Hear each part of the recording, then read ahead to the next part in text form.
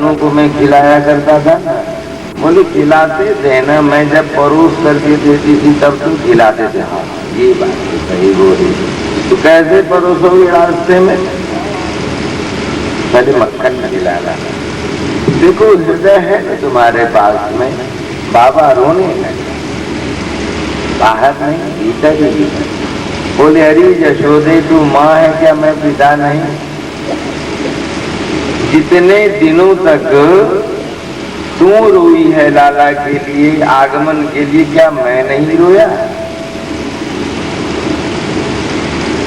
क्या तेरे चेहरे की आकृतियों का अध्ययन मैं नहीं करता था? अपने नेत्रों से सारी बात समझा रहे हैं। मैं पति हूं तेरा री यशोदा, तेरे भावों को समझने वाला, तेरी मानसिक गतियों को समझने वाला, तेरे प्राण के स्पंदनों को समझने वाला। यदि ऐसा न हुआ मैं, तो पति शब्द व्यर्थ है मेरे लिए। मैं तो समस्त ब्रजवासियों को, समस्त जीवों को आनंदित करने की ही चेष्टा करता रहा, स्वयं कभी भी आनंदित नहीं हो पाया जब तक कि लाला नहीं हुआ। इसलिए तो मेरा नाम पड़ा नंद। जो सबों को आनंद प्रदान करने में सामर्थ्य है वही होता है नंद, जो स्वयं भगवान को भी आनंदित कर दे।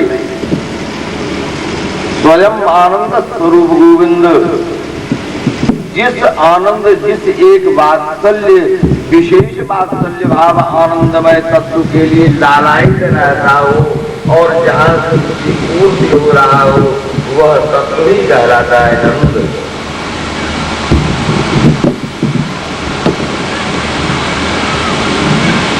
वो मिलेंगे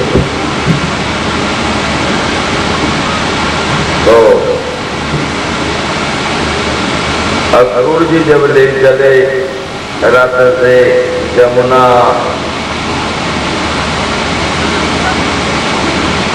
धारा आ गई, मथुरा प्रदेश और वृंदावन प्रदेश का संगम स्थल ब्रह्मव्रत। बोले लाला रथ पे बैठो, जरा मैं स्नान करके संध्या कर लूं। बहुत दिनों से तो मैं था ही मथुरा में, परंतु राज्य कार्यों से फुर्सत कहाँ कि परम तीर्थ से वृंदावन में आकर के दर्शन कर पाऊं। देखो भैया मथुरा तक चले जाओगे, यह संभव है, वृंदावन में प्रवेश कर सकते जब तक कि हमारी श्री किशोरी या किसी ऐसे रसिक संतों की कृपा न होगी। यदि स्वयं वृंदावन की कृपा नहीं होगी, रज की कृपा नहीं होगी, आप प्रवेश ही नहीं कर सकते। यह तो सत्य बात है। बहुत सारे ऐसे व्यक्ति हैं जो मथुरा में रह रहे हैं, परंतु वृंदावन अभी तक नहीं गए। वर्षों का समय व्यतीत हो गया है उन्हें। ऐसे कई लोग को मिले हैं।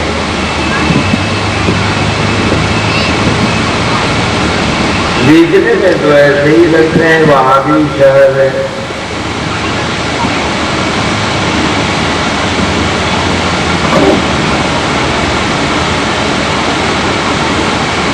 तो जब स्नान करने के लिए गिरे, संध्यावंदन आदि करके जब ये डुबकी लगाए तो देखते हैं कि दोनों भाई तो यहाँ बैठे हुए हैं। बोले बड़े चंचल है भाई। मन ही मन सोचने लगे कि सखियों के साथ तो रह नहीं पाए हैं ना, ग्वाल वालों के साथ रहे हैं।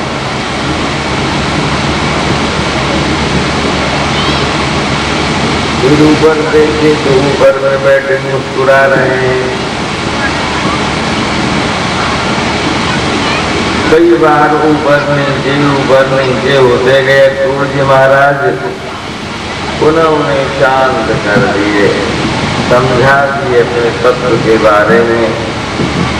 लेकिन ऐश्वर्य में तत्व, ब्रज तत्व के बारे में नहीं समझा। भाई जी की पात्रता में नहीं थी।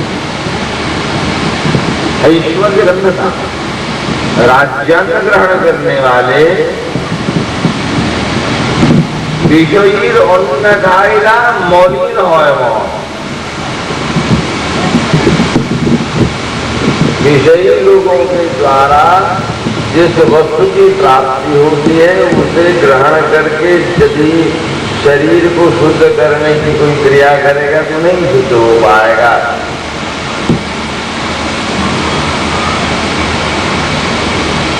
इसलिए अन्न की शुद्धता उन साधकों के लिए जो शीघ्र ही उस तत्व को प्राप्त करना चाहते हैं आवश्यक है। अक्रूर जी महाराज को समझा दिए कि भाई जिस स्वरूप से मैं वृंदावन में हूँ वह तो यहीं रह गया, अब मैं चल रहा हूँ। चलो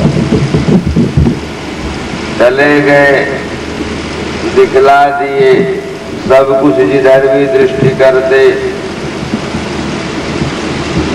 दर्जी का उद्धार किए, माली का उद्धार किए, कुब्जा पर कृपा किए, कुबलिया पीड़ हाथी को मदमत्त बनाए हुए था उसका उद्धार कर दिया उन्होंने। और शंकर भूत भावन शंकर के हाथ का जो धनुष था, जिस धनुष की पूजा करके वैष्णव यज्ञ की व्यवस्था कर रहा था, वह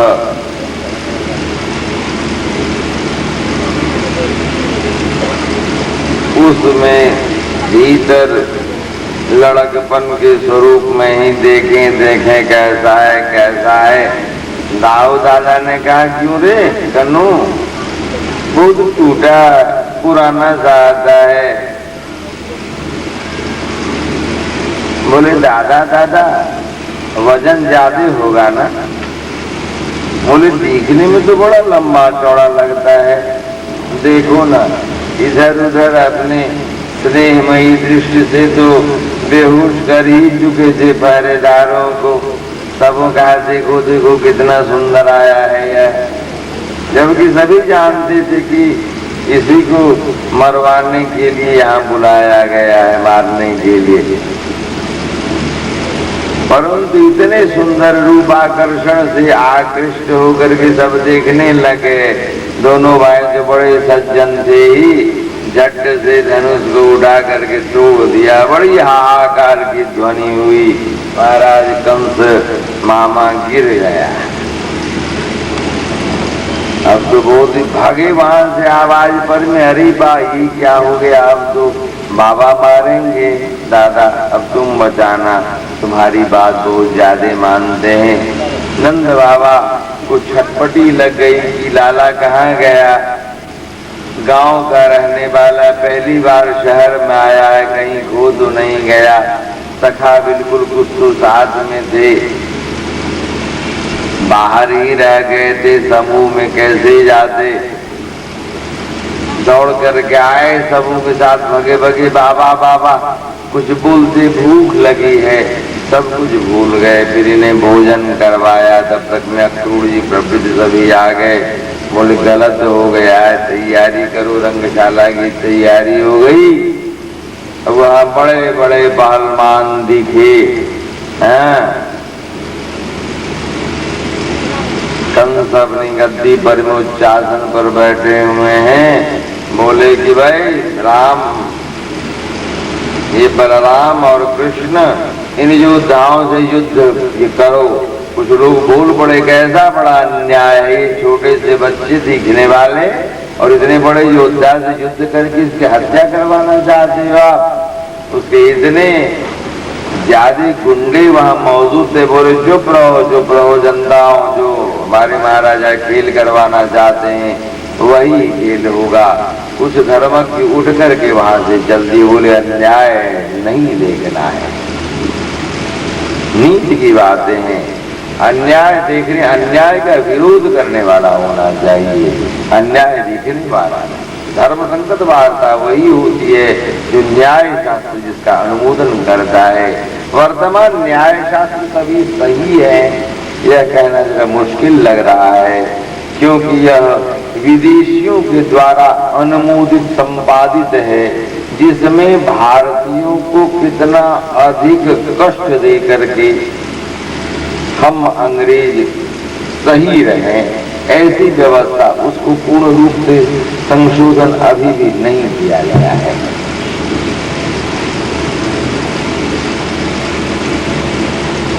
हाँ, ऐसी बात नहीं है, भारतीय न्याय शास्त्रों का भी कहीं कहीं सहारा उसमें लिया गया है। अब भविष्य जब तक संभाल पाओ गोविंद है तो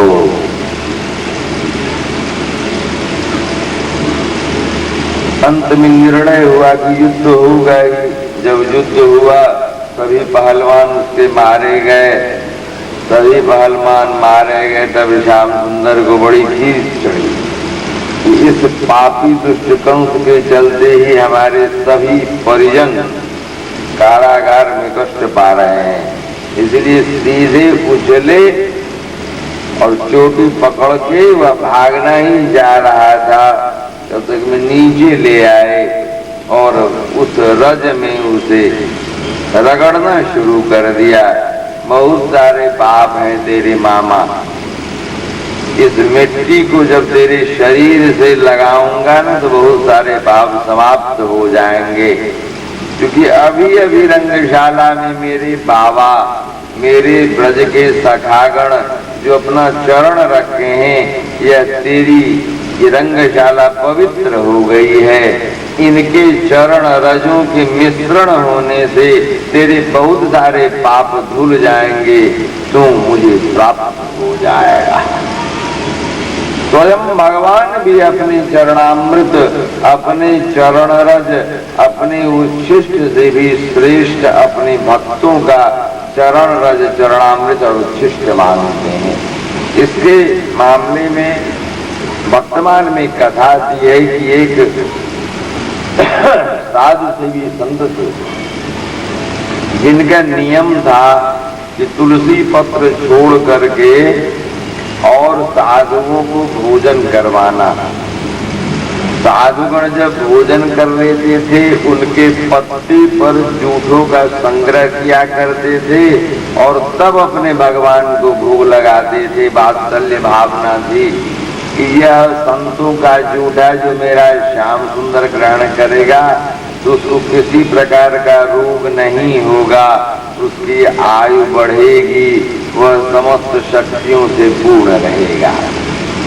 बहुतों वर्ष बीत गए। एक दिन समस्त उच्छिष्टों का संग्रह करके जब रखा और भोग लगाने की बारी आई तो वो भूल गए, स्वयं ग्रहण करना प्रारंभ कर दिया। 2-3 बार लेने के बाद एकाएक स्मरण में आया और अपने गर्दन को पकड़ लिया कि अब यह ग्रास जो जा रहा है वो नहीं जाने दूंगा, अन्याय हो गया है। आज अपने लाला को मैं खिलाया नहीं और मैं स्वयं खाना शुरू कर दिया। ऐसी बात आते ही ऐसे चीपने लगे कि अपने को मारने ही लगे। देखे कि एक नीला श्याम वर्ण का हाथ दोनों आकर के इसको छुड़ा रहा है और छुड़ाने के बाद उसमें से भोजन प्रारंभ कर दिया। बोले ये क्या कर रहे हो तुम?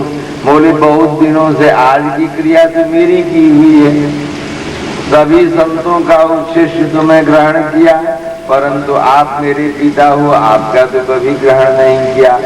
आज परम सौभाग्य का विषय है क्या समस्त संतों के साथ अपने पिता श्री का भी उच्छिष्ट मुझे प्राप्त हो रहा है। तो अपने भक्तों को सम्मान देने की क्रिया बहुत ज्यादा इसमें है और अपने भक्तों से विरोध करने वालों के प्रति भी प्रसन्न रहता है, परंतु जो इनके भक्त से विरोध करते हैं और प्रसन्न हो जाते हैं, वह शंकर सदृश ही क्यों नहीं हो। जैसे दुर्वासा जी भक्त से विरोध किया, उन्हें नहीं छोड़ पाए, कोई भी हो। गोविंद। तो इस प्रकार अपने मामा को रगड़ के गति प्राप्त करवा दिए, मामी को शांत किए, फिर कारागार में जाकर अपने नाना उग्रसेन को छुड़ाए, अपनी माँ से मिले, पिता से मिले। कैसी स्थिति रही होगी आप कल्पना करें। बाहर से श्रवण करने पर या नाटकीय तौर से देखने पर में कुछ देर के लिए स्थितियां अच्छी लगती हैं, परंतु भीतर बैठ नहीं पाती। ये स्मरणात्मक क्रिया के माध्यम से जब दर्शन की क्रिया अंत में होने लगती है तो स्थिर हो जाती है, लीलाओं का चिंतन होने लगता है, जो सुस्थिर होता है।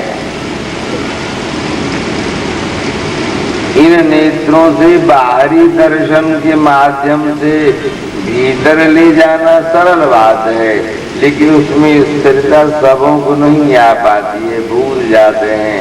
क्योंकि श्रवण के माध्यम से स्थिरता तो रहती नहीं है, जप के माध्यम से स्थिरता तो रहती नहीं। स्थिरता आएगी कैसे, पात्र बनेगी। पात्रत्व जब निर्माण हो जाएगा तो पेंदी तो है नहीं, हमारा पात्रत्व तो है, पेंदी तो है नहीं, जो ठहराव होगा सब गिर जाता है, समाप्त हो जाता है। इसलिए नाम जप के माध्यम से, सत्संग के माध्यम से पात्रता आती है। पुनः महाराजा उग्रसेन को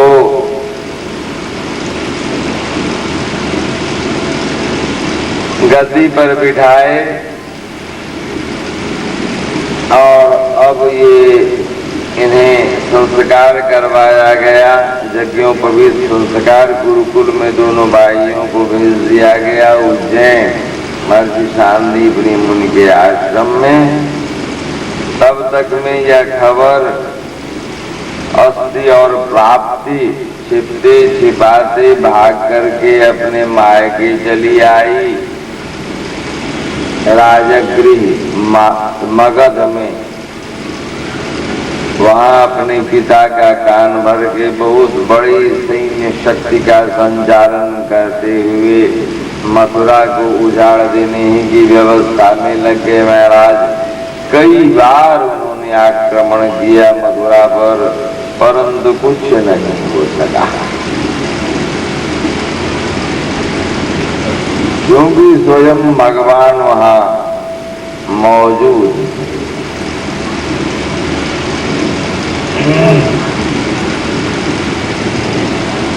उस मौजूद हालत में क्या हो पाता उसे। तत्पश्चात ये महाराज आ गए, गुरुकुल से पढ़ाई करके आ ही चुके थे। गुरुदेव की दक्षिणा दे करके बरसों से मरे हुए पुत्र जमपुरी से ला करके सारी व्यवस्था करके उन्हें प्रसन्न कर दिया और यहाँ आकर के इनकी आरती उतारी इन्होंने। माता पिता की पूजा करने से, सेवा करने से सारी संपत्ति, सारी भगवत विभूतियां प्राप्त होती हैं। अपने आचरण से श्री राम और श्री कृष्ण यही दिखलाया है। जो अपने माता पिता की अवहेलना करते हैं उनके पास यदि स्त्री कीर्ति यश प्रतिष्ठा रहते भी हैं तो वो सभी विनष्ट हो जाते हैं।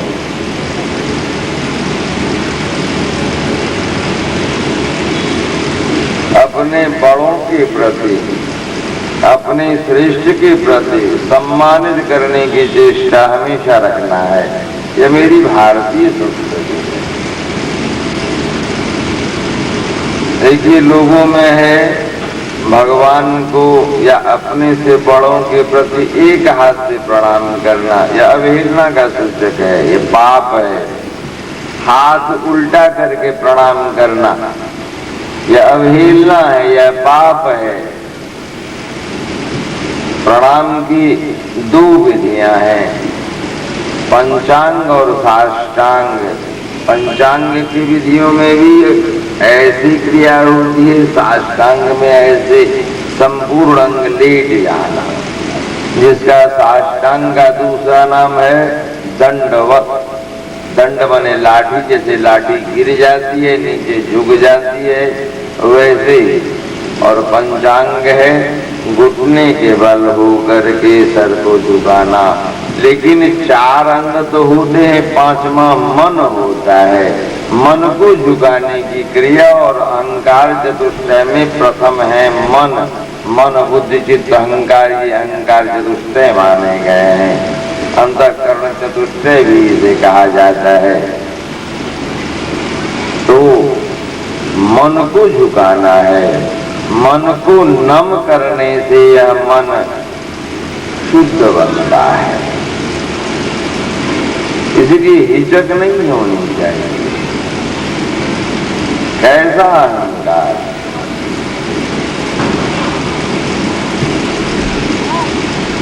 गोविंद तो माँ का पूजन किए, बड़े प्रसन्नता से माँ अपने हृदय में लगाई। इतने दिनों के बाद पुनः पढ़ करके बच्चा मेरा वापिस आया है, स्तनों में दूध आ गया, दुग्ध पान किए हैं माँ का। गोविंद श्याम है, बहुत दिन हो गए हैं। श्याम सुंदर अपने उस सभा के मंत्री और अपने मित्र, अपने भाई श्री उद्धव जी से मिले और बोले, भैया एक निवेदन करूं मैं? बोले हाँ बोलो ना। बोले जरा सा मथुरा चले जाते, मैं कैसे जा पाऊंगा? बोले क्यों, तुम क्यों नहीं जाओगे? एकांत में बहुत दिनों तक अपनी लीलाओं को श्रवण करवाया उद्धव जी को,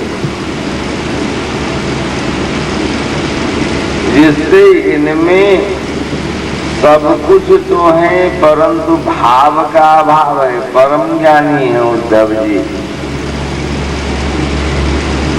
और देखते जाते थे,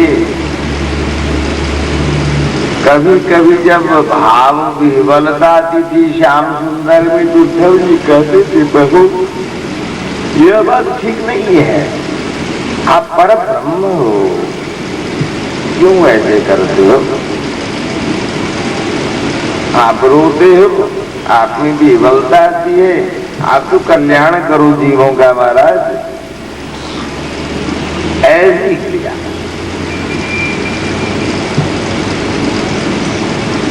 बोले, बच्चों तुम ही तो एक हो जिसके साथ मुझे सत्संग करना है, और तुम भावुक नहीं बनोगे, ज्ञानी ही बने रहोगे तो ठीक बात नहीं होगी। तुम्हें तो बनाना है, मुझे क्या है, जैसे बनो। बोले एक काम करो ना, बड़ी अच्छी बात तुम्हारी मुझे लगती है, मुझसे तो लिखा नहीं जाएगा, तुम ही लिख लो, मैं सिग्नेचर कर दूंगा। गोपियों को दे भी देना, जरा मेरी मैया और बाबा का हाल समाचार ले लेना, उन लोगों का भी, सखाओं का, सब कुछ का। और तुम भी समझाना मैं क्या हूँ, मैं साधारण हूँ। अब तुम ही बोलो, तुम क्या कहते हो मुझे?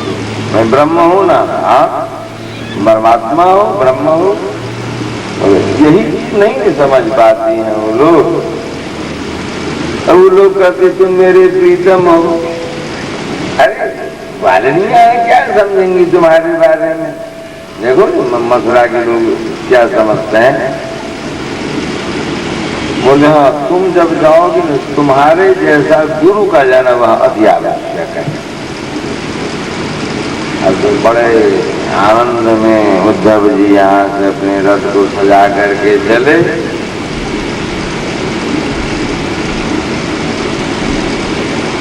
तो वहां जाने के बाद वहां के प्राकृतिक पत्तों की खड़खड़ाहट में सूखे हुए पत्ते गिरे हुए जो थे,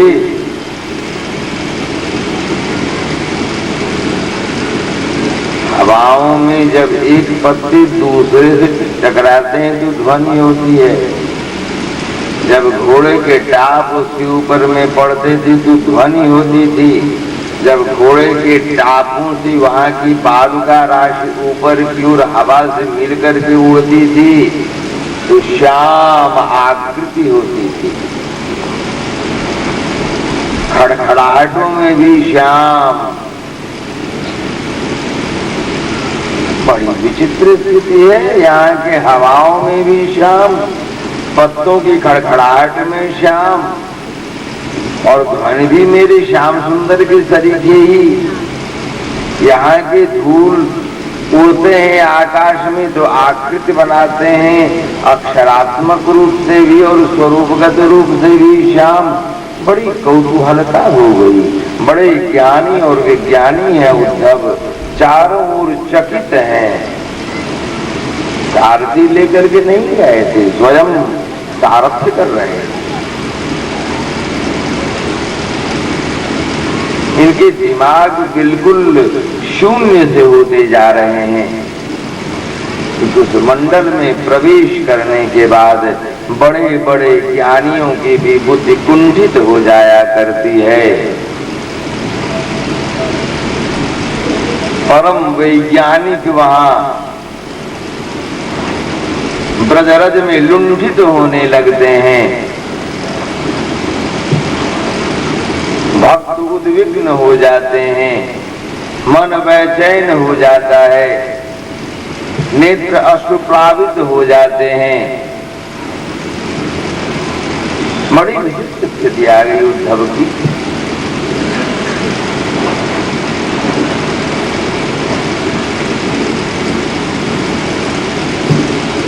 तो गोविंद अब श्याम सुंदर अपने मन की आंखों से उद्धव की गति को देख रहे हैं। उद्धव के नेत्रों से देख रहे हैं, उद्धव के विचारों का अनुगमन कर रहे हैं, उद्धव की मानसिकता का परीक्षण कर रहे हैं, उद्धव के प्राणों के माध्यम से अपने प्राण को उज्जीवित कर रहे हैं।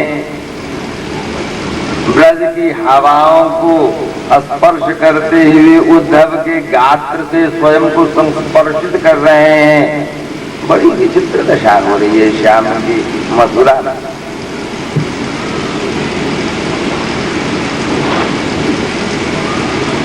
बाबा के यहाँ पहुंचे, कोई कहा ये सखाओं से सखियों से, अरे फिर कोई मथुरा का रथ आया है लेकिन देखने में अपने सखा जैसा है। बोले नहीं तो सखा जैसा है, परंतु भौरे कहाँ जा रहे हैं उधर। सबसे बड़ी पहचान हमारे श्याम सुंदर की है। श्याम सुंदर के शरीर से अष्टगंध की सुगंध निकलती थी। बेचारे छिप नहीं पाते थे कहीं, क्योंकि तितली, मधुमक्खियां और भौरे बस उधर सुगंध की ओर ही आकर्षित होकर के चली जाती थी। हाँ, आलिंगन करके जो श्याम सुंदर भेजे थे वैसी सुगंध तो थोड़ी सी आ गई थी, आ रही थी। और ब्रज में आकर के जो विचित्र दशा सी हो गई। यहाँ समझ में कुछ कुछ आ रही है बात कि भाव भी कुछ वस्तु है, तो वो ज्ञान से पहले है या ज्ञान के बाद है, इसको समझने में अब थोड़ी सी परेशानी होने लगी। होता क्या है,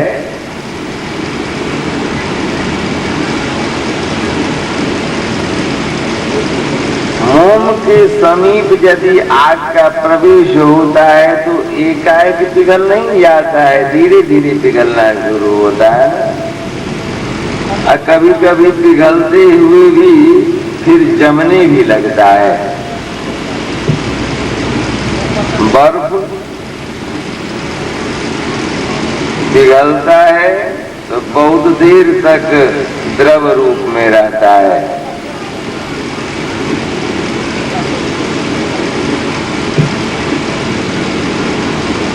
और बर्फ बना हुआ बर्फ, और वह जब जल बन जाता है तो बहुत अधिक शीतलता की जब प्राप्ति होगी तो पुनः बर्फ बन सकता है, परंतु बहुत अधिक शीतलता की प्राप्ति होगी कहाँ?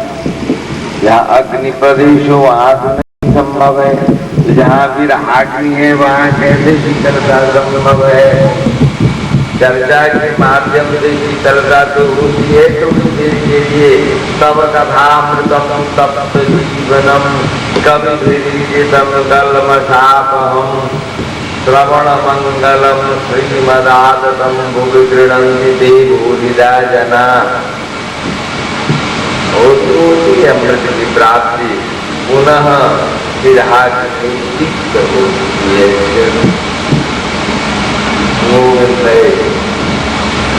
इस प्रकार से अब ऐसी परिस्थिति आ गई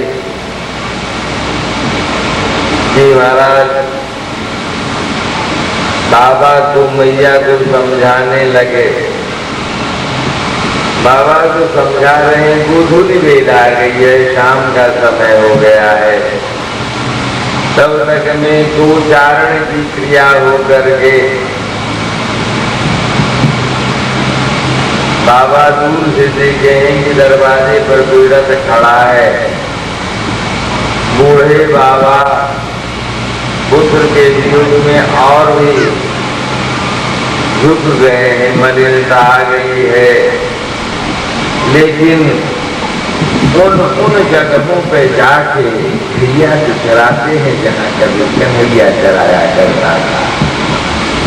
उस जगह की याद आती है, वह श्याम दिखने में आता है। बाबा बाबा मैं गैया तुम बैठ, आप बैठो मैं ले आता हूँ गैया। इस आवाज को सुनने के लिए वो जल्दी बड़ी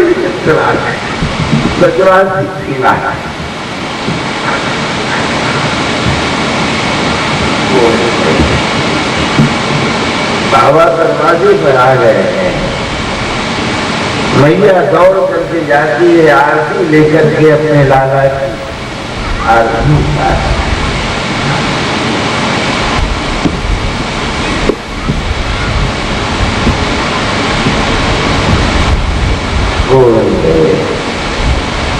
मैया 5 दीप की आरती इसलिए उतारती है। मैया वन में गया होगा लाला मेरा, तो कितनी आलाएं बलाएं लग गई। गैया के पंख से झाड़ती है, ऊंच से गैया के चरण से रज लगाती है, गोबर का टीका लगाती है, गोमूत्र को छिड़कती है, तब आरती उतारती है, चुम्बन करती है।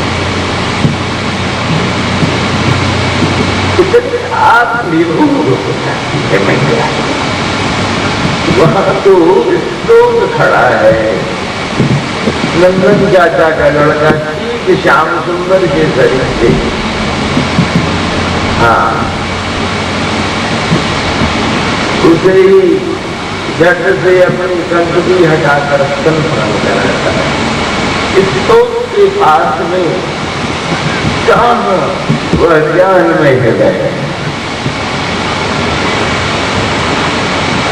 जैसे श्याम सुंदर के लिए बदलाव की दाता है, वैसे स्तोत्र के लिए भी तो कृष्ण दाता।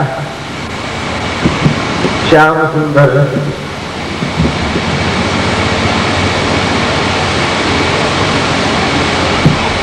अपने दादा के गिरह में जैसे कभी रह जाता है, वैसे सुख जोर से चिल्ला पड़ा, दादा दादा।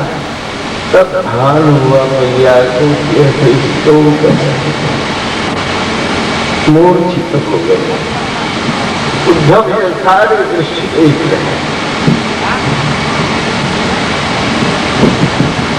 अब समाल होने की आई ज्ञानी जब भाव राज्य में प्रवेश करता है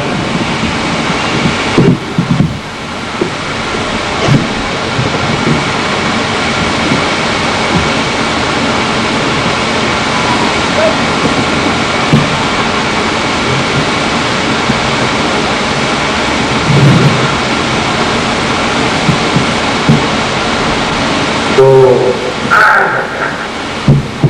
बड़ी विचित्र स्थिति आती है, बड़ी विचित्र स्थिति आती है। श्याम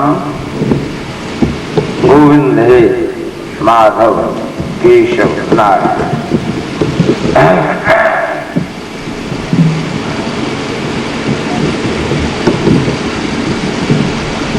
उद्धव जी संभल गए, बोले मैया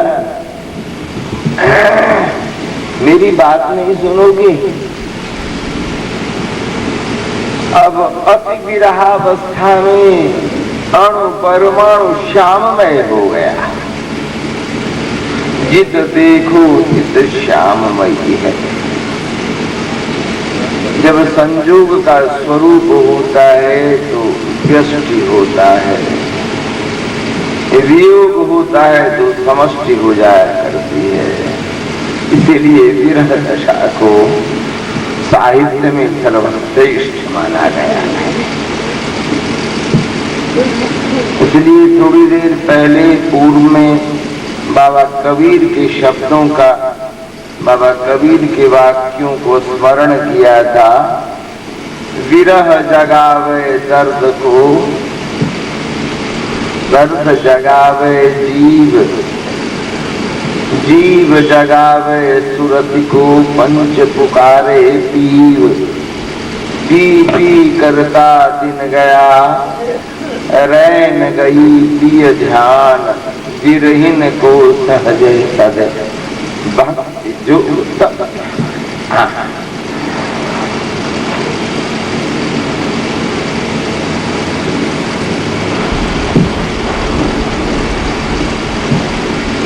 गोविंद नहीं। तो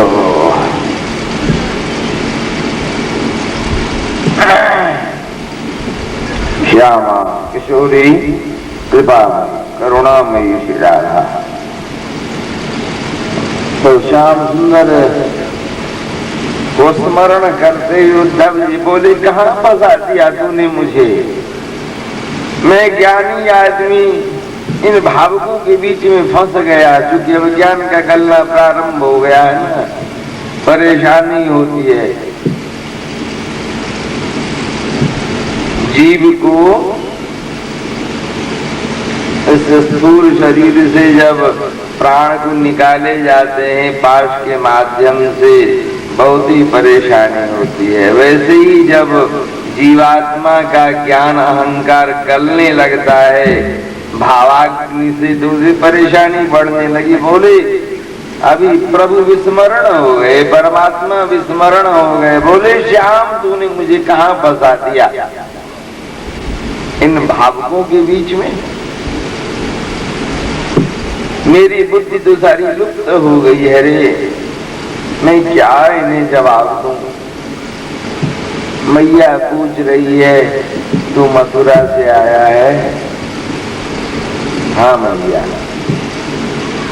मेरा कनु तो ठीक है ना, मक्खन से दिया जाता है,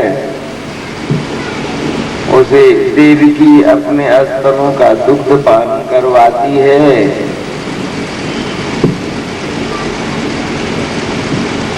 अब वो आंख मूंदे नेत्रों से अश्रु का प्रवाह होते हुए मैया पूछ रही है। इसका उत्तर इनके पास नहीं है। बस सिर्फ मैया के श्रीमुख का दर्शन करते हुए अश्रु प्रवाह नहीं भी हो रहा है। उन शब्दों को अपने कर्ण रंध्रों के माध्यम से यदन चरित लीला कर्ण पीयूष विठुट श्याम के नामों की चर्चा जब ब्रजवासी करते हैं बड़ी विचित्र दशा हो जाती है।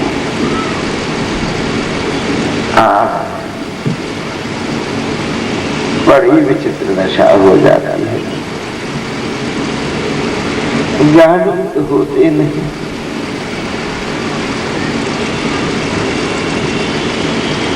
भगवान तो मानते नहीं, परमात्मा तो है नहीं, ब्रह्म की सत्ता को स्वीकारते नहीं, कनु तो अपना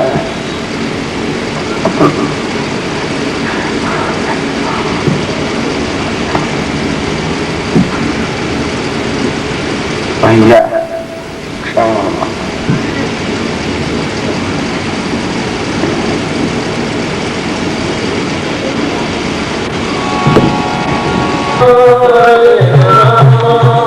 राम राम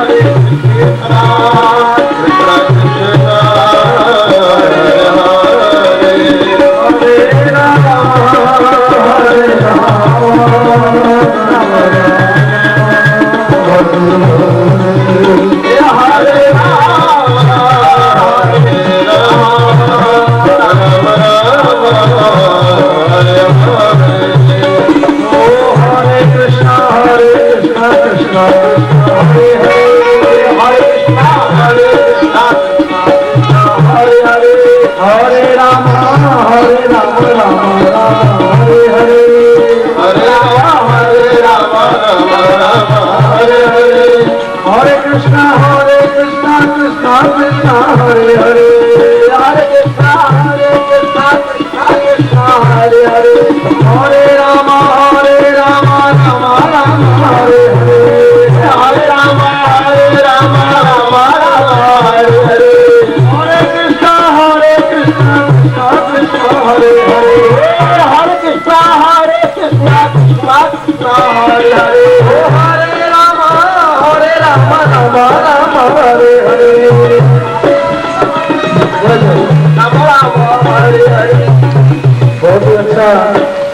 एक पद के लिए महाराज जी ने कहा था, वो पद सुनो। श्याम सुंदर के बगैर इस स्थिति में गोपी गाय है।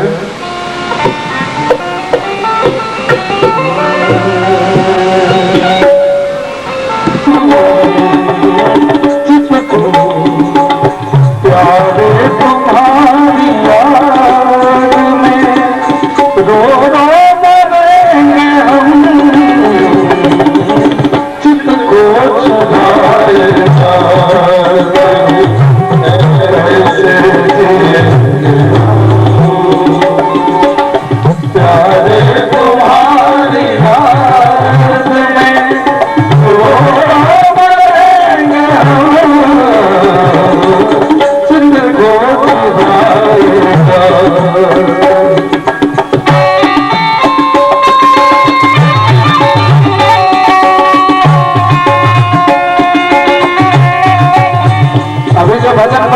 जा रहे हैं। अभी जो व्यास जी द्वारा कथा कहा जा रहा है, व्यास जी द्वारा इसके धुन बनाए गए हैं और इसकी रचना साहित्य और धुन देखें आनंदित हो। चित्त को चुराए कैसे जिएंगे हम, प्यारे तुम्हारी याद में रो रो मरेंगे हम। चित्त को चुराए कैसे जिएंगे हम, प्यारे तुम्हारी याद में रो रो मरेंगे हम। चित्त को चुराए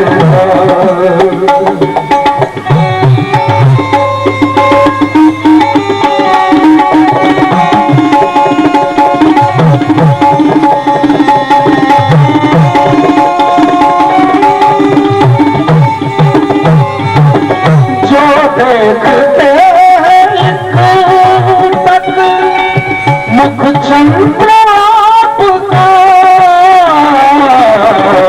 जो देखते हैं एक तक मुख चंद्र आपका, मुख चंद्र आपका। अब उन नयन चकोर को, अब उन नयन चकोर को, अब उन नयन चकोर को कैसे रखेंगे हम। अब उन नयन चकोर को कैसे रखेंगे हम। प्यारे तुम्हारी याद में रो रो मरेंगे हम। चित्त को चुराए जाते हो, चित्त को चुराए जाते हो, चित्त को चुराए जाते हो कैसे जिएंगे प्यारे तुम्हारी याद में रो रो मरेंगे हम। चित्त को चुराए जाते हो।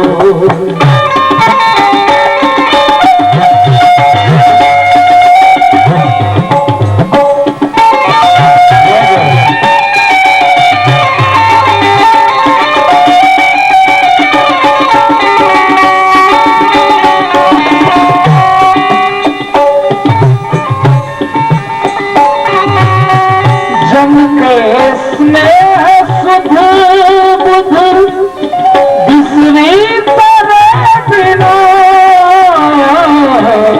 जन के स्नेह सुध बुध बिसरी तेरे बिना, बिसरी तेरे बिना। बड़ा ही रसिक संत हुए हैं हरिजन, हरिजन की ये रचना। जन के स्नेह सुध बुध बिसरी तेरे बिना, बिसरी तेरे बिना। बोरी सी बन के देश में, बोरी सी बन के देश में, बोरी सी बन के देश में घूमा करेंगे हम। प्यारे तुम्हारी याद में रो रो मरेंगे हम। चित्त को चुराए जाते हो, चित्त को चुराए जाते हो कैसे जिएंगे हम। प्यारे तुम्हारी याद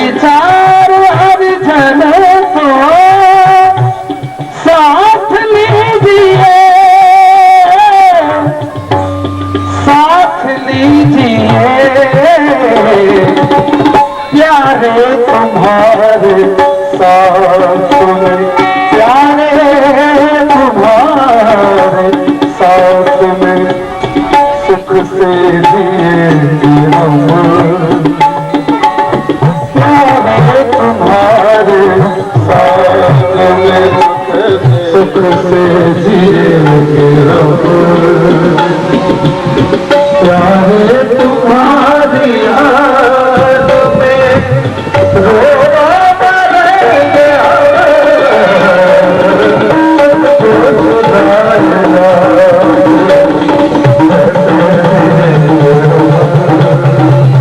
प्यारे तुम्हारी याद में रो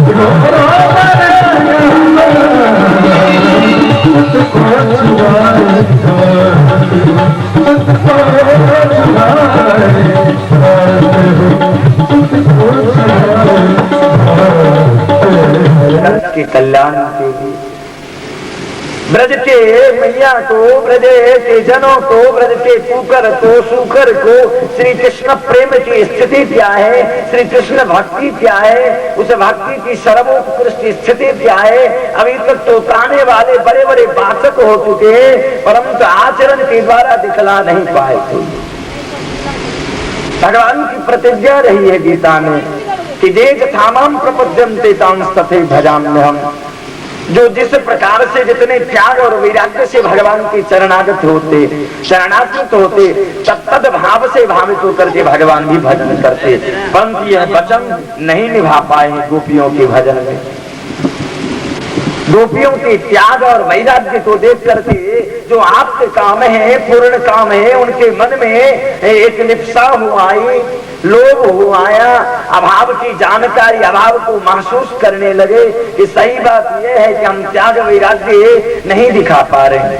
गोपियां तो सारे कर्म धर्मों को त्याग करके कन्हैया के प्रसन्न में ही अपने सारे वेद वाणी को भजा रही है। उद्धव जी महाराज यहाँ की स्थिति को देख करके प्रेम रस में पग गए, भक्ति रस में शराबोर हो गए और वहां गान करने लगते। उद्धव जी कहते कि अहो यूयं स्म पूर्णार्था भवत्यो लोक पूजिताः, भगवान के लिए भी यदि कोई पूजनीय है तो ब्रजवासी ही पूजेंगे।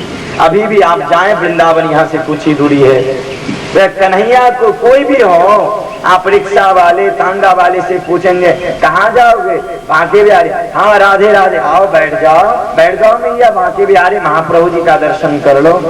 देखिए नाम सरल जरूर है, परंतु जिनकी मतिर्न कृष्ण परतस्वत होगा, श्री कृष्ण में मति लगेगी। आपको प्रहलाद जी महाराज बतलाए कि यह किसी के सिखाने से नहीं लगता है।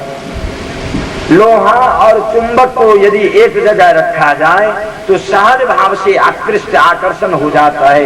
वैसे जिनके हृदय में भक्ति की बीज अंकुरित है, किसी महाजन